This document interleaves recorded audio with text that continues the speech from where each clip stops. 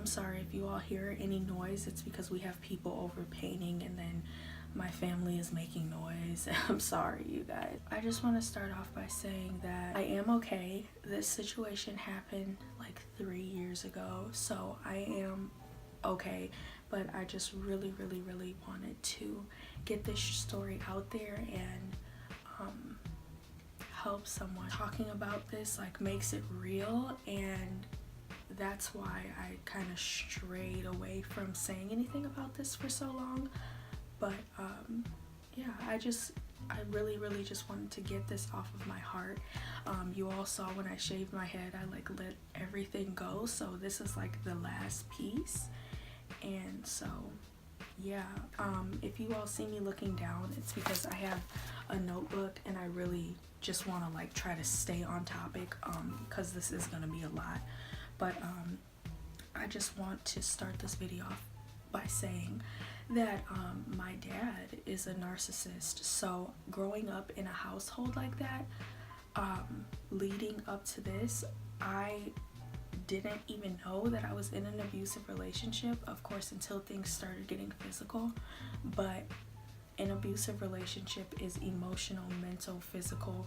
It can be anything. I also want to say, if I like laugh or anything, it's kind of like a coping mechanism, and also like a wow, like I'm really talking about this right now, putting this out for the world to see, so bear with me. This person, I'm almost 100% sure now that I've read the signs, is a sociopath, because a sociopath is made this way, a psychopath is born this way, and I'm gonna get to this a little bit more as the story goes in depth. I was 17. I started at a new school. I was a senior and I didn't really know anyone. I knew one person that I went to school with previously, and then like I knew people off Facebook, but I was pretty much just alone by myself most of the time. It was within the first week of school. I don't remember exactly, but I went home, I got on Instagram, and I ended up receiving a message from a guy, and he said something along the lines of, I've been watching you at lunch. I just see how you focus on like your homework and this and that, and you're so beautiful. You're the most beautiful person I've ever seen. Just, you know, on and on and on, admiring me. So of course, me being me, somebody that had terrible low self-esteem and just never being approached like this before, I was completely flattered, and I was like, oh my gosh, like I was shook, y'all. I was really shook. And that was the first flag, was him saying that he was watching me, but I didn't take it that way. I was just like, oh wow, like somebody's really watching what I do and admiring me. I love that. I'm pretty sure that the first day that we hung out, he told me that he loved me, and I was like, I love you too. And I was just so like in love with him from day one. Things were going amazing for, I don't remember the exact time frame, so I'm just gonna say like up until like 3 to 6 months. And then I started realizing, because at first when we first got together, he would smoke like here and there, and I didn't really mind it. Then it started getting to a point where like he would smoke like 4 to 5 blunts a day, maybe even more, and it started getting to a point where like if he couldn't smoke, he would do anything in his power to smoke. He would just became so manipulative. He would, you know, say to his family, oh, this and this happened, so you owe me this. He was very a person that was like, you owe me. Once that started, I'm not gonna lie, I did get kind of turned off by that. My friends from my old school would want to hang out with me, and I wanted to hang out with them. I really did. I would tell him like, oh, you know, we can't hang out today. Mind you, this is after us hanging out pretty much every single day. He would be like, oh, well, we made plans. We talked about everything, and we were with each other 24 hours of the day all the time. So for him to say we made plans, I don't remember. We talked so much. It was like, I don't know. So he would be like, oh, we said we were gonna do this, this, and this, and you're gonna choose your friends over me, and yada yada. And so I would cancel with my friends. I would tell my friends, oh, sorry, I made plans with him, even though I was like 98% sure that I didn't, but I just really didn't know, because he was just so manipulative. And to give you an example of how manipulative he was, he would drive my car. Of course I let him. One time he was doing like 75 in a 40. First we got pulled over and he was like, jump over the seat, like trying to get us to switch seats. But the cop was like pretty much pulled over right next to us because he was going so fast. It was like, I can't, like the cop is right here. So the cop comes up to the window and he's like, of course, license and registration, do you know what you did, yada yada. And he was just like, oh no sir, you know, I was listening to my favorite song and kind of got out of hand. And then the officer was like, oh, understandable, you know, license and registration. And he was like, oh well, I left my permit at home, I don't have my license. And then he was like, well, how old is she?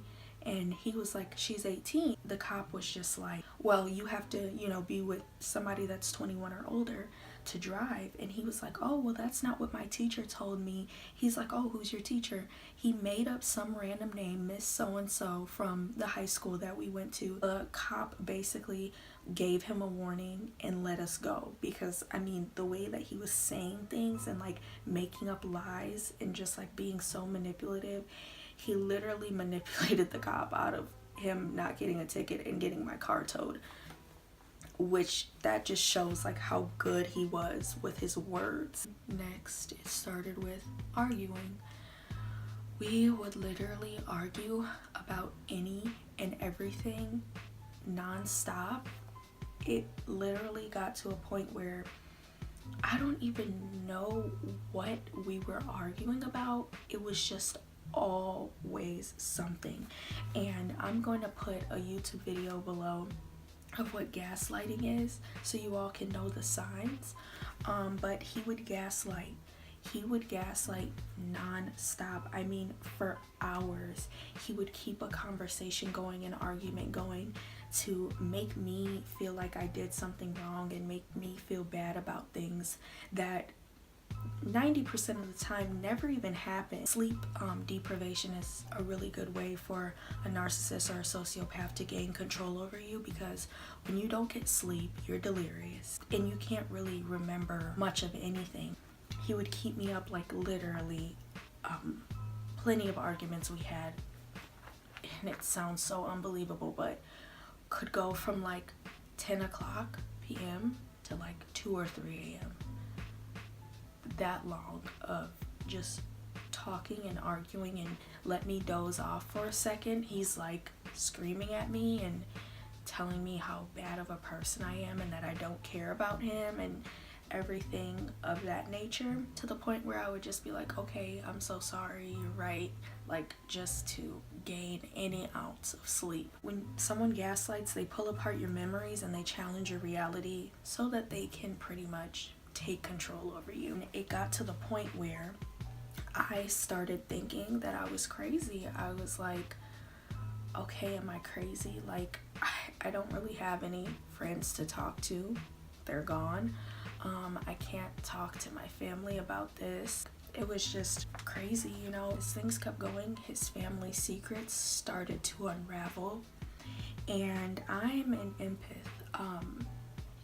I can literally, if somebody tells me something that happened to them, I can literally visualize it. I can feel it. I can feel the pain. I can literally put myself in, not even in their shoes, but in their heart, and feel exactly what it has happened to them. This is when things start to get crazy. So I'm just letting you all know this is definitely a trigger warning. One night I remember vividly, we were arguing, and my mom was in her room asleep, so I kept telling him like, be quiet, like you're gonna wake my mom up. And me saying that, me putting my mom or anybody over him just completely made him go insane. And so, you know, we were arguing. It kind of led to the hallway where my mom's room was right down the hall, and I kept telling him, shh, just please just stop before my mom hears. Like, this is not gonna be good if my mom hears what's going on. Like, just stop it. He was just getting more and more filled with anger. And so he like stormed into my kitchen, and he had his back turned towards the knives in my kitchen, and he and I kind of was just like, you know, let's just go. I'm gonna take you home. I think we just need to spend a night away from each other. And he turned around. He grabbed the knife. He turned around, and his eyes were black. I mean, his pupils were so huge and dilated and black. Like, he literally looked like he was possessed. And he turned around and he said, if you get any closer to me, I will kill myself. And I was just like shocked. I was like, you know, like, where did this come from? And he just looked me in my eyes and he said, I will slit my throat in your kitchen. And he had the knife up to his neck, like in his neck. Just, if you could just see his eyes, he just looked so crazy. And he basically just kept saying, he was crying and his mouth was foaming, and he literally was just saying, like, over and over again, I'll kill myself, I'll kill myself, I'll kill myself. Like, and he just, I can't even get the image out of my head. This happened 3 years ago. He just looked insane.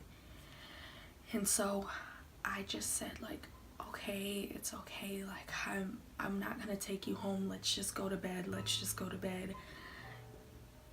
Just put the knife down. It's gonna be okay. And he was like, no, it's not. It's not. I'm gonna kill myself. He just kept saying it. And after a couple of minutes of me just basically like trying to get the knife from him and console him, he finally put the knife down, and he had like a line on his neck because he really like was pretty much about to do it. He had a cut there, and he after that was just like, well, all right, like, let's go to bed, as if nothing ever happened. And I knew that it just wasn't right, but it was like I knew everything that he had went through. He told me everything that he had went through as a kid and through his life, and I just felt so able and willing to heal him that I just felt in my heart that I couldn't give up on him. After that, he started to get very aggressive.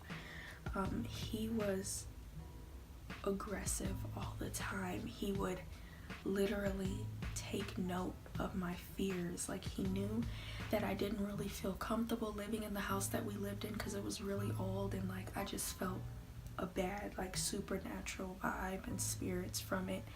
And so he would like take note of my fears. He would always talk about how he was born with veil on his body and he could see ghosts, and there was ghosts in my house, and that he was supposed to be around me all the time to protect me, and basically he could keep the ghosts away. Also, a big reason why I didn't leave from this point and I was just so scared was because he would carry a gun with him everywhere.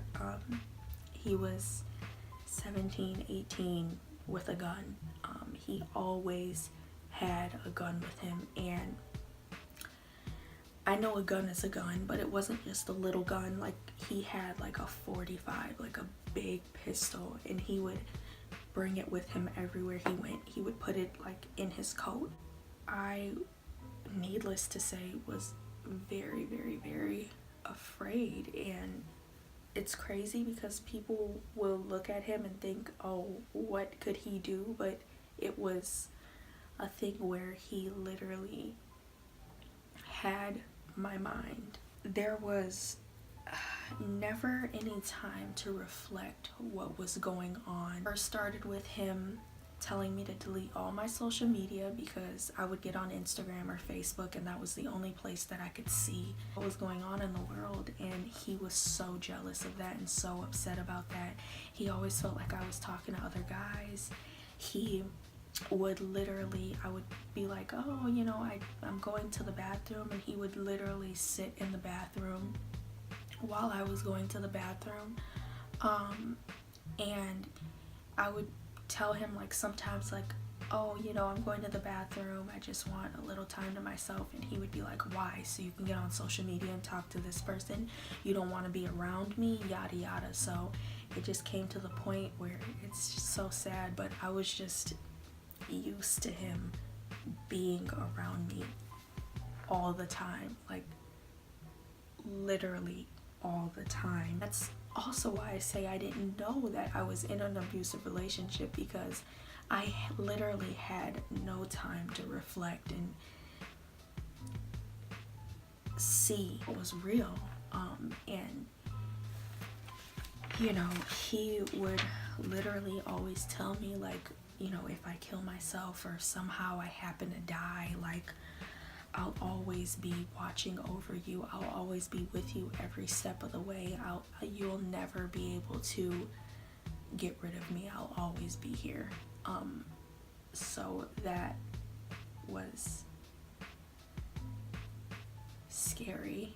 The next big scenario was that he basically told his family that he was going to kill himself, and he ended up going to the mental hospital, the psych ward, whatever you want to call it. While he was in there, he got a mental evaluation, and they pretty much told him something was wrong with him. And I asked him, I said, you know, what did they say? And he wouldn't tell me. He said, oh, it's a long word that I can't pronounce, which now I know was either narcissist or sociopath. But of course he didn't want to tell me, because I would have looked it up and I would have caught on to everything that was going on. He was in the mental hospital. He made it seem like he was changing.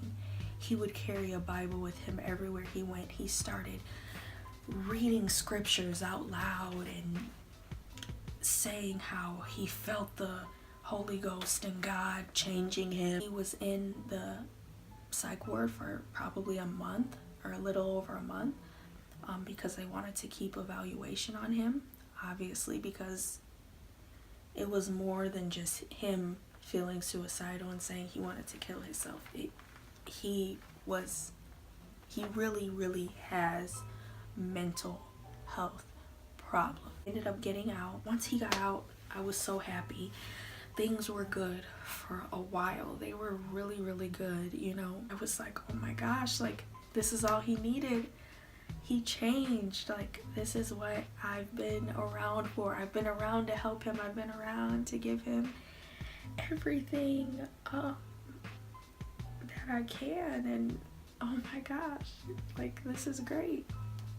And to my surprise, he ended up telling me that he only had the Bible around and he was only being good and stuff to trick people. Trick them out of what? Money, whatever, I don't know. But he basically said that he was only being good to trick people. And the whole Bible thing and all of that was just for him to get out of the hospital. As all of this is happening, one of the roughest times in my life occurred. My mom went into surgery to get something removed out of her stomach, and basically it went wrong. So she ended up having to go into another surgery, and they rushed her into the surgery, and she was in there for a really, really long time, and something just didn't feel right. So it ended up coming out that my mom had sepsis while she was in surgery. They leaked poison into her bloodstream, and she pretty much went into sepsis shock, and she almost died. As all of this is happening, of course, I become even more close with him. Me and my dad at the time didn't have a relationship. I have a younger brother that's 10. He went to live with my dad while my mom was in the hospital, and my older brother was in a relationship at the time, so him and his girlfriend lived together. And so all I felt like I had was him. My mom was in the hospital, she was in the ICU, and I would go to see her like every chance that I could. And of course he was right there with me. And he just wasn't supportive. You know, anybody else would have, whether they knew or not, would have said like, you know, things are gonna be okay, you know, like just keep your spirits up, keep praying, keep, you know, just rooting for her, like she's gonna be okay. But he was like, I've been through this before with a family member. She may die at any time. So I just want you to prepare yourself because she may die. She might die. He kept saying that she might die over and over and over again. And this was like in my brain. Like I was preparing myself for my mom to die, and I was 18. Like he kept, and this was another way for him to manipulate and feel like he was the only person I had, and that's exactly how I felt. My mom was in the hospital. I was staying at his house because I didn't want to stay at my house by myself. This is when things got crazy again. I was staying at his house, and I remember the night vividly. Something was wrong with him. I don't remember exactly what happened, but he was really, really like upset. And so I like started tickling him. Mind you, I knew he didn't like being tickled, but in the past when I would tickle him, he would laugh. Like he would just be like, stop, you know, like he would laugh. It wasn't a big deal, like, you know. So I was tickling him and he was laughing, and he was like, stop, and then I, you know, kept tickling him, and he was like, stop. And I was like, oh my gosh, like it's gonna be okay. And I was kind of trying to keep the spirits up, and I kept tickling him, and it had happened again. His eyes literally turned black, and he like turned away, and then he turned back, and he was like, I said stop. I said stop. I said fucking stop. And he jumped on top of me. I was like laying, you know, down in his bed, and he grabbed my arms, and he was literally on top of me, looking me in my eyes with these black eyes, and he was shaking my body, and he was saying like, I told you to fucking stop. I said stop. I said stop. And he kept repeating, I said stop. I said stop, as he's like shaking me in the bed. And I'm like, so I was like, okay, okay, okay. And I kept saying, okay, okay, stop, get off of me. And he wasn't there. He wasn't listening. So I instantly got into defense mode, and I like tried to push him off, but it wasn't working. So I basically took my nails and I slashed him. I like kind of got my arm up and I slashed him across his face, and he flipped. He literally flipped, and he scratched me back. I think he scratched me back on my arm or something like that. And at this point, we're pretty much going tit for tat. Just remember just trying to get him away from me because I was trying to leave. So at this point, I'm packing up my bags, and as I'm packing up my bags, he's yelling at me. He's calling me all these kind of names. Oh, you think you're gonna leave? Yada yada, just going crazy. And I'm packing up my bags, and he somehow, I really do not remember if he elbowed me or like he muffed. I'm almost sure that he went like this, and he muffed me in my face, and my nose like kind of went to the side, and my nose started gushing blood. So at this point, my nose is gushing blood. I'm trying to pack up my clothes. There's blood everywhere. And his dad storms into the room. His dad was home, and his dad was like, what the hell is going on? What the hell? What is happening? And he's calling me an ungrateful bitch and all these kind of words. And his dad was like, what is his dad was, I guess, confused, because I was confused too. I'm like, how did this even escalated? As his dad is asking him what's happening. He's saying all this stuff to me, and I'm packing my bags, and I said something to him that just triggered him. I don't know if I called him a bitch. I really do not remember. He literally was enraged. Like, he was just yelling all these names at me, and he had his fist balled up as if he was like about to just beat my ass. So he throws a punch, and I kind of saw it coming, so I kind of tried to like turn my head, and he like punched me. It was actually on this side, right in this area, like right where my bone and like my lymph nodes are. He punched me right here, and I was just crying. I was like, oh my, I couldn't believe this was happening. I just knew that I had to go. As I left, I was bawling. I was hysterical. My nose was still bleeding. I was just a complete wreck, and I called 911 because I really, seriously, I didn't know what else to do. I couldn't call my mom. She was in the hospital, pretty much on her deathbed. I couldn't call my dad. We didn't have a good relationship, and my dad is batshit crazy himself, so I'm almost 100% sure that he would have killed him.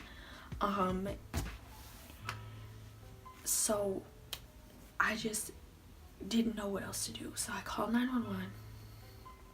They were trying to get my location, and I hung up the phone because I was just so scared. I thought to myself, oh my God, he has a gun. He knows where I live. If I tell on him, he's gonna kill me. So yeah, they kept calling me back because they heard me crying. They heard everything. So they kept calling me back. They said, we have your location. They showed up in front of the house because I went back in front of the house, and they went into the house and they questioned him and his dad, and then they asked me what happened. And as they're asking me what happened, I'm telling them what happened, and I'm crying, and I'm just hysterical. They're saying, well, we saw his face, and he has a huge slash across his face, and I do see that you're slightly bruised, but how do we know that you didn't do all of this to him?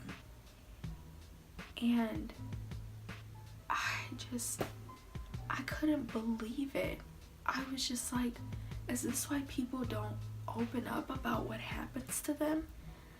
Because it could be flipped around into a lie. And don't get me wrong, I understand that they were doing their job and that it could have very well been flipped around. I didn't believe that they were flipping the situation on me, and it just made me feel even more lost and just stupid. But so they said, you know, follow us to the police station. I went to the police. I wrote a statement. He went to the police too. He was like in the other room. I pretty much dumbed down the situation on paper because I was like, what if they show him? I just didn't even know. I was like, what if they show him he's not in his right mind? He's gonna accuse me of lying, and just the way he always does, he's going to flip the situation on me. He's gonna do this and this and that. So I pretty much dumbed down the situation on paper. I kind of just wrote everything out and kind of made it seem like it was my fault for starting it, for tickling him. Pretty much took the statement and they told me to go home, and they said, I honestly, and it was just so crazy, they said, I honestly do feel like you all love each other. You're just young and this just shouldn't have happened, and I think everything is going to be okay with you all. You all just need to take a couple of days away from each other and reflect.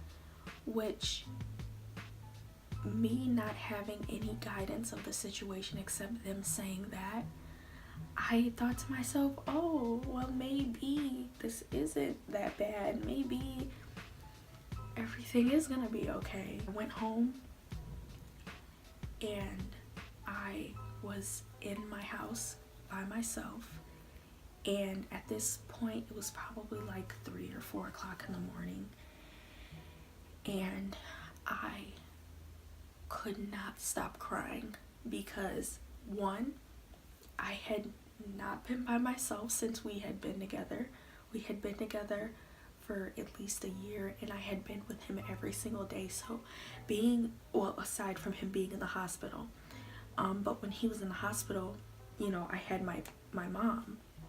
So me not having my mom, me not having anybody, and being in that house by myself, I was just crying and I was losing myself. I felt myself being lost, being gone, being completely away, and I was so depressed, and I was so I was just so lost that I contemplated so many times. I contemplated suicide. I remember just thinking to myself, like, this is it. This is it.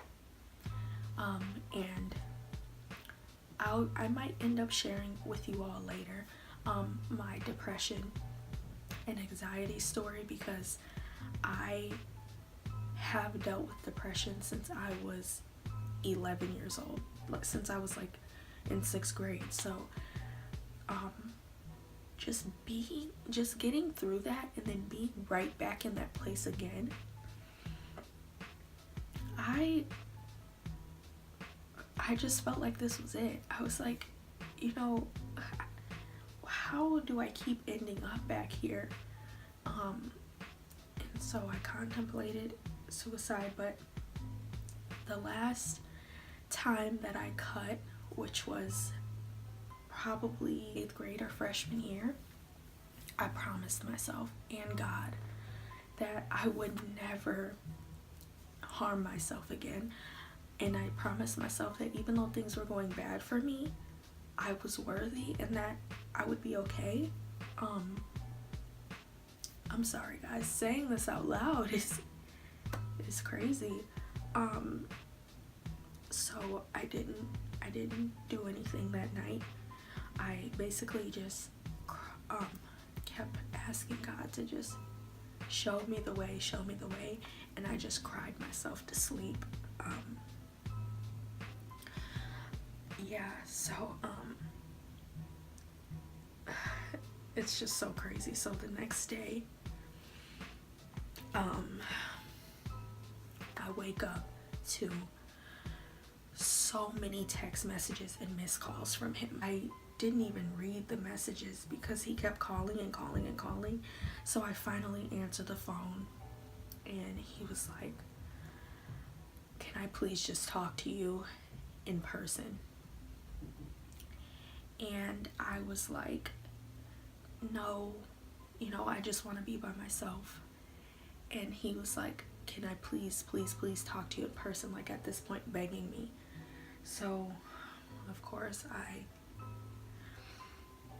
gave in, and I said, "If you can find a ride over here, because I'm not feeling well." Because when I woke up, my whole jaw was swollen.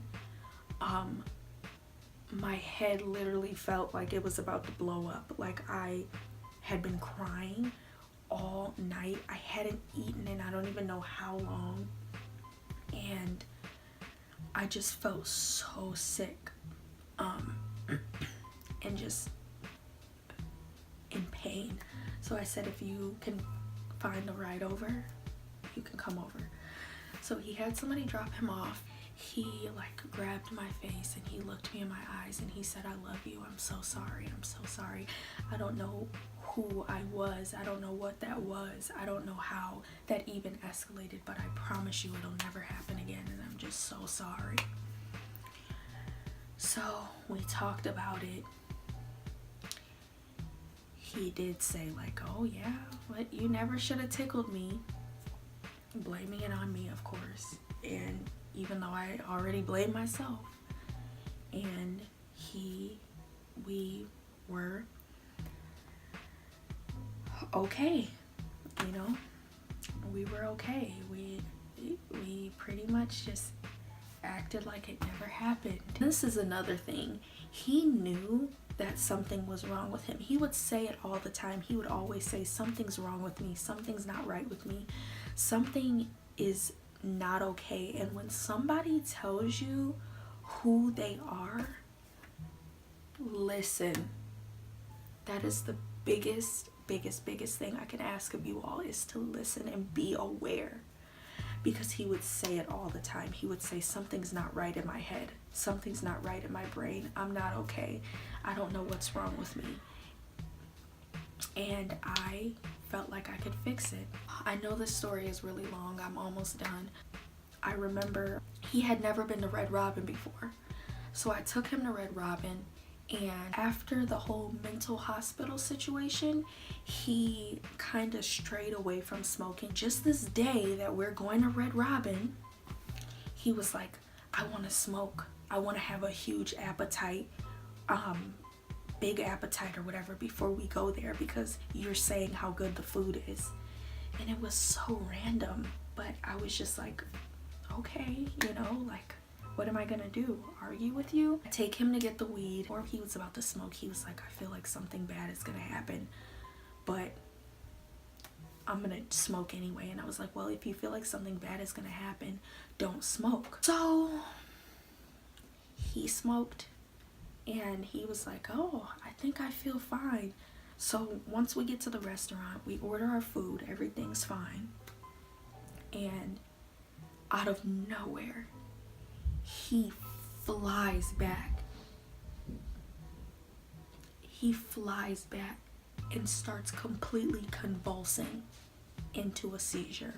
The table flips over. It's a complete disaster. And I just remember I was like shaking. I was like, "Oh my gosh, like, I brought him to get the weed. Like, this is my fault." And I just was freaking out. And I had taken medical assistant classes, so like as he flew back, I like ran around the table. I grabbed his neck, and he was like having a seizure, and he fell on the floor. And the restaurant was like, oh my gosh, and they went to call 911. So they run back over. They're like, 911 is on the way. As soon as he hears that, he like kind of snapped out of it, and he got up and he was like, "Oh my God, what happened?" And I said, I guess you had a seizure, like 911 is on the way. And he was like, no, no, no, no, no, we have to leave right now. So I was like, what do you mean? Like, you just had a seizure, like we have to go to the hospital. He was like, no, no, no, we have to leave right now, we have to go. I ended up going to see him the next day to make sure that he was okay, and he was like, yeah, I'm okay, but I just think that we need a break. So I was like, at this point, I'm like, what do you mean we need a break? Like, after everything that I've gone through, after everything that you've put me through, you want to take a break from me? Like, I'm the one that should have been taking a break from you. Like, I shouldn't even be with you. Things just started getting strange. Basically, we kind of would hang out here and there, and when we would hang out, I would be like, oh, do you want to sleep over? And he'd be like, no, can you drop me off at my cousin's house? I end up finding out that his cousin is actually a girl that I used to be friends with, and basically she has epilepsy, and so he ends up telling me that her having seizures and him having a seizure connected them, which is why I'm saying I'm almost 100% sure that the seizure situation was fake. And he was saying that he's only with her or around her, whatever the case may be, and sleeping over her house, so that she would give him her car, because I guess she had a car that she couldn't drive because she has epilepsy, and he wanted the car from her. And so he, again, was manipulating her, manipulating everybody. And he was trying to make it seem like it was good for me. Oh, if I get the car from her, you know, you won't have to share the car with me. I won't have to be an inconvenience to you. We can go on dates. I can take you places. I'll have my own car. So at this point, the less and less time that we spent time together, I started to catch on. I started to get time to reflect, started hanging out with him less and less and less. One night, I remember he came over. Okay, well, like, you know, like, we hung out for a little bit. I'm gonna take you home. So I took him home, and I was really, really tired, but he wanted to argue. And so I pretty much just was at the wheel with my hand like this, and I was like, I'm not arguing with you, I'm gonna go to sleep. So I like put my head down as if I was going to sleep, and he was like, you know what, just go home. And I was like really, really, really tired. I was like, I'm really tired. And you know what, it's crazy because I think I was trying to kind of see how much he still cared, and see if he was gonna like invite me in to stay there instead of having to drive like 15 minutes to go home. But at this point, he was like, I think he was still talking to the girl or something. I don't know what the case may be. So he didn't want me to stay at his house, I guess.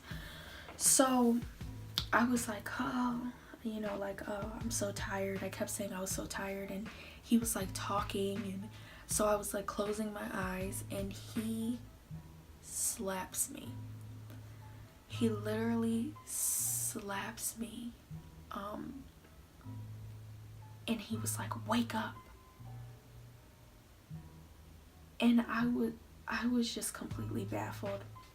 I'm like, you promised me that you would never put your hands on me again, but here it is. But this time I had enough. So he slapped me, and I told him to go, and I'm pretty sure he slapped me again, and he was standing in, like, the car door was open, and he was standing there in the driveway. And I told him, I don't even think I was going back and forth with him because I was so fed up. I told him, I said, you have 5 seconds to get the fuck away from my car.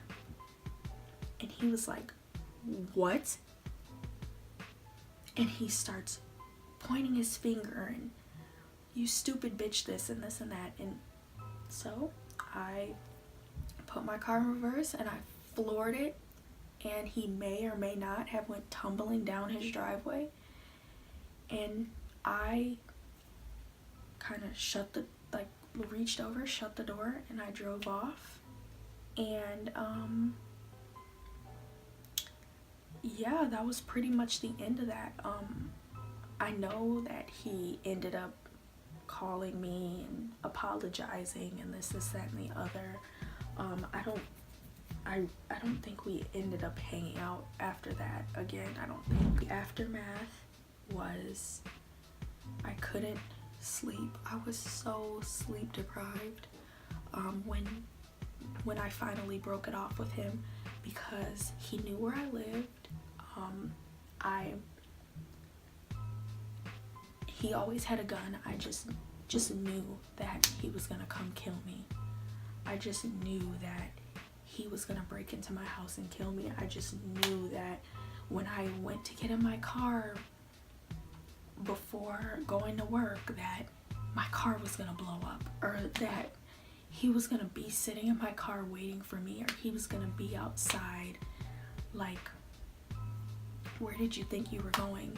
You know, so that messed me up so bad, especially the fact that every time I would be afraid to go to sleep because I felt like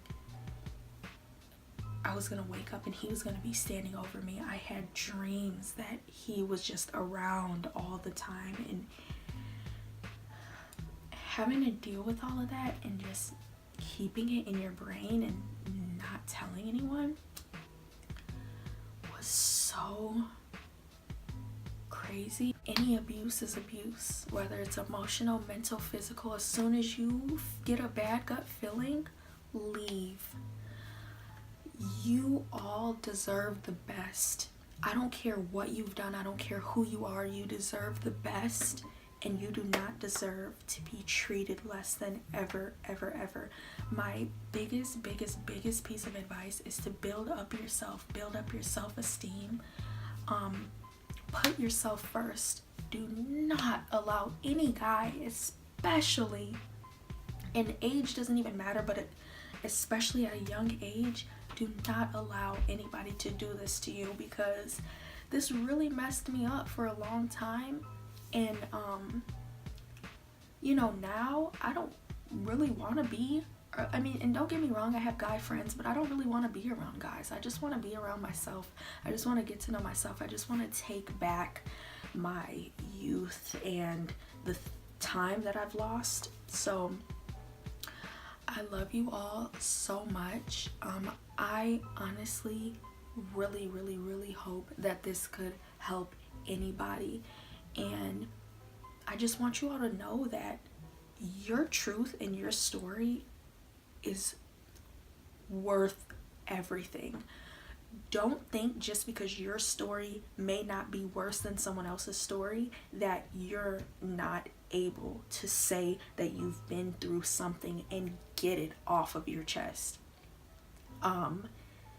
And if you all don't have anyone in your life that you feel comfortable enough talking to, I will be there for you all. I love you all so much. I thank you all so much for staying through this whole story. I really appreciate you all so much, and I really hope that if anybody is going through this, you gain the courage, you gain the strength, you gain the love for yourself to leave, because it is not okay and it is never justifiable.